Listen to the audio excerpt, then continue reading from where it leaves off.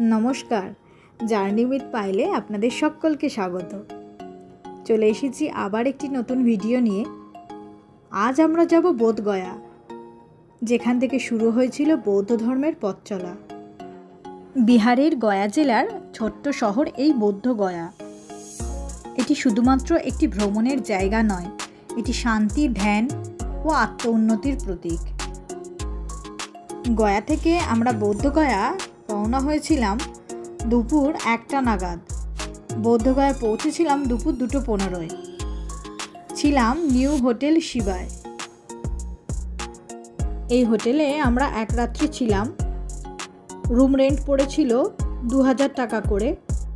আমরা 2টি রুম ভাড়া নিয়েছিলাম। বোধগয়া শুধুমাত্র বৌদ্ধ ধর্মের তীর্থস্থান নয়, এটি বিশ্বব্যাপী দর্শনার্থীদের কাছে এক গুরুত্বপূর্ণ পর্যটন কেন্দ্র। এই ভিডিওতে আমি আপনাদের কাছে তুলে ধরেছি বোধগয়ার ইতিহাস, দর্শনীয় স্থান, ভ্রমণের সময় ও কিছু দরকারি তথ্য, যা আপনার ভ্রমণকে আরও সহজ করে তুলবে।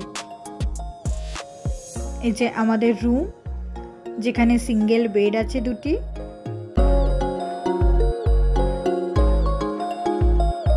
এসিও ছিল।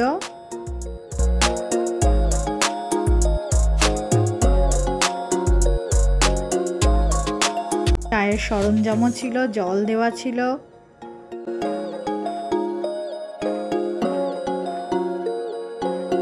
একটি টিভি ছিল, কাপবোর্ড ছিল, আর সর্বোপরি বাথরুম ভীষণ পরিষ্কার পরিচ্ছন্ন। একাধারে হোটেলটি খুবই পরিষ্কার পরিচ্ছন্ন ছিল।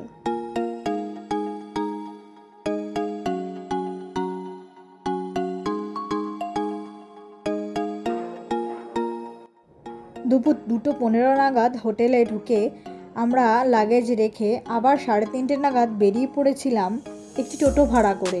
400 টাকা নিয়েছিল টোটো। প্রথমেই আমরা গিয়েছিলাম দ্য গ্রেট বুদ্ধ স্ট্যাচু, অর্থাৎ মহাবুদ্ধ মূর্তি দেখতে। স্থানটি সকাল 7টা থেকে দুপুর 12টা এবং বিকালে 2:30 থেকে 5:30 পর্যন্ত খোলা থাকে। বোধগয়ার অন্যতম প্রধান আকর্ষণ হলো এই মহাবুদ্ধ মূর্তি। বেলে পাথর ও লাল গ্রানাইটের ব্লক দিয়ে তৈরি মূর্তিটি উন্মুক্ত আকাশের নিচে পদ্মের উপর ধ্যানমুদ্রায় উপবিষ্ট বুদ্ধের মূর্তি। বুদ্ধের চোখ অর্ধনিমীলিত, মুখে শান্তির আভা, যেন ধ্যান এবং জ্ঞানের প্রতীক। মূর্তিটি তৈরি করতে 7 বছর সময় লেগেছিল। উদ্বোধন হয়েছিল 1989 সালে তিব্বতীয় ধর্মগুরু দলাই লামার উপস্থিতিতে। মূর্তিটি প্রায় 80 ফুট উঁচু এবং এর চারপাশে রয়েছে আরও 10 জন শিষ্যদের মূর্তি। বোধগয়ায় আপনি দেখতে পাবেন বিশ্বের বিভিন্ন দেশের অসাধারণ বৌদ্ধ মন্দির, যেমন জাপানি, থাই, তিব্বতীয়, ভুটানি, চীনা, শ্রীলঙ্কার মন্দির। প্রতিটি মন্দিরেই আছে তাদের নিজস্ব স্থাপত্য ও সংস্কৃতির ছোঁয়া। এখন আমরা এসেছি দি জাপানিজ টেম্পেলে। এই মন্দিরটি তৈরি করেছেন জাপানের নিপ্পনজান মিয়োহোজি সংগঠন। এর স্থাপত্যে স্পষ্ট জাপানি সংস্কৃতির ছাপ। সাদা রং, ছাদে বাঁকানো কারুকাজ, আর এক গভীর আধ্যাত্মিক সৌন্দর্য।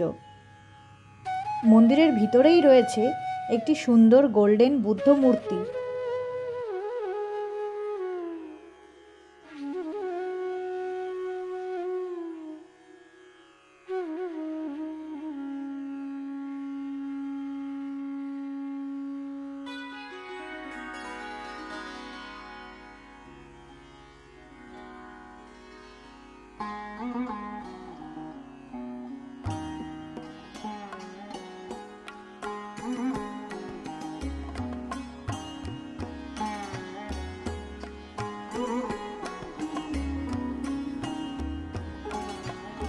কার্মা মন্দির বোধগয়ার অন্যতম গুরুত্বপূর্ণ তিব্বতীয় একটি বৌদ্ধ মন্দির। মন্দিরটি বোধগয়ার মূল এলাকা থেকে কিছুটা দূরে হলেও সহজেই রিক্সা বা টোটোতে পৌঁছানো যায়। মন্দিরটি সকালে 9টা থেকে দুপুর 12টা এবং দুপুর 2টো থেকে বিকেল 5টা পর্যন্ত খোলা থাকে। তিব্বতী বৌদ্ধ ধর্মের কার্মা কাগু সম্প্রদায়ের এই মঠ শান্তি, ধ্যান আর আধ্যাত্মিকতার এক অপূর্ব মিলনস্থল। মন্দিরের ভেতরে প্রবেশ করলে চোখে পড়বে থাঙ্কা চিত্র।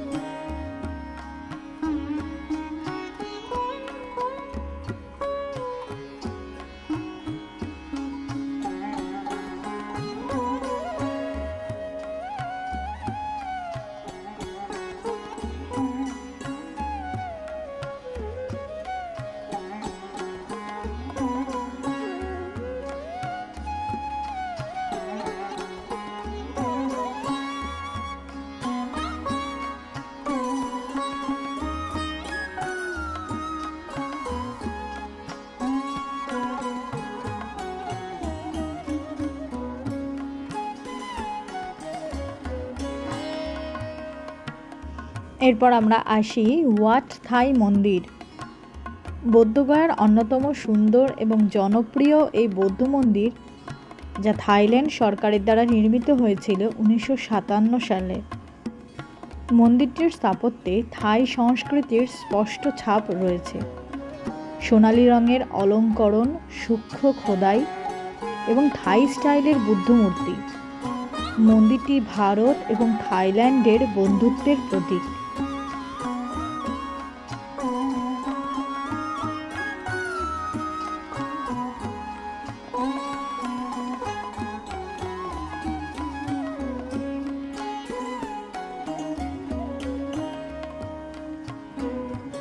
এরপর আসি আমরা চীনা স্থাপত্য রীতিতে তৈরি চাইনিজ মন্দিরে।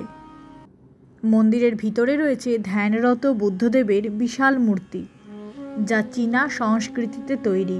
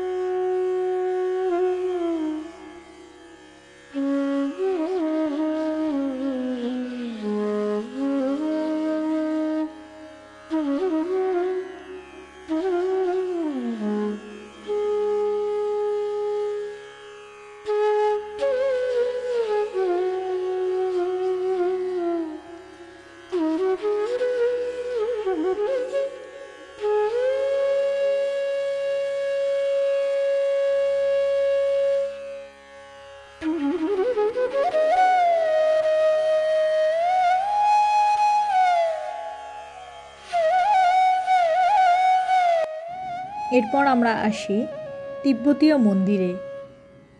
মন্দিরটি তিব্বত মঠ নামে পরিচিত। তিব্বতীয় স্থাপত্য রীতি অনুসরণ করে তৈরি রঙিন প্রার্থনা পতাকা, কাঠের খোদাই করা স্তম্ভ আর সোনালী রঙের ছাদ এই মন্দিরকে করে তোলে দৃষ্টিনন্দন। মন্দিরের প্রধান আকর্ষণ বিশাল আকৃতির প্রেয়ার হুইল।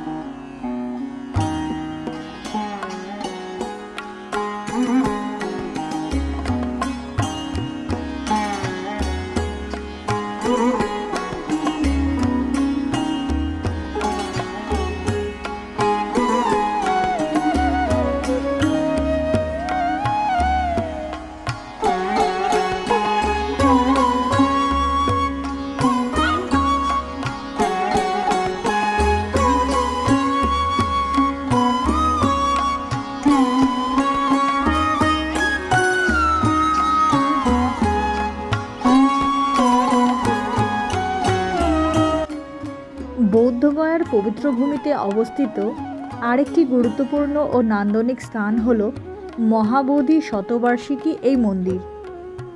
মহাবোধি মন্দিরের পাশেই মূল কমপ্লেক্সে এই মন্দিরটি অবস্থান করছে।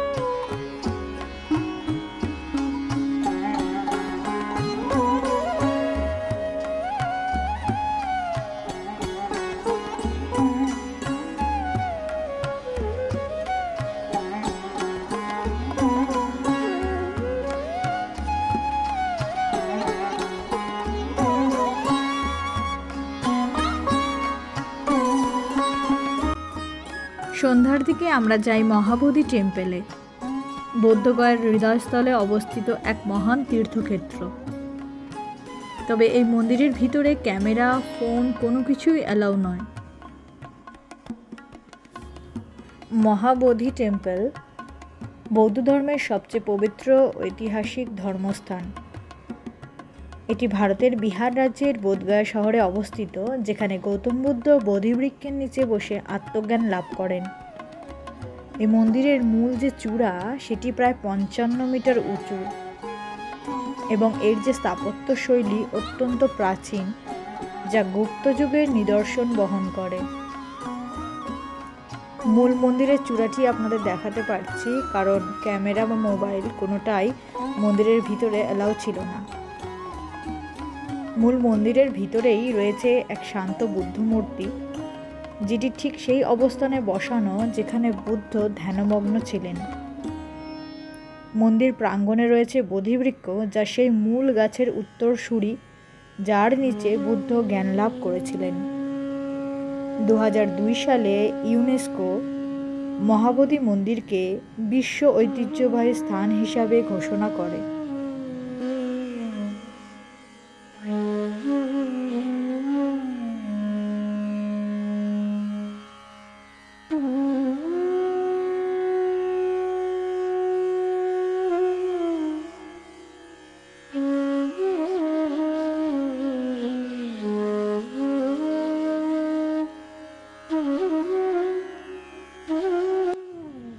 মহাবোধি মন্দিরের পাশেই ছিল জগন্নাথ দেবের মন্দির। আমরা সেই মন্দিরটিও দর্শন করতে যাই। সাথে ছিল রাম, সীতা, লক্ষ্মণেরও মন্দির।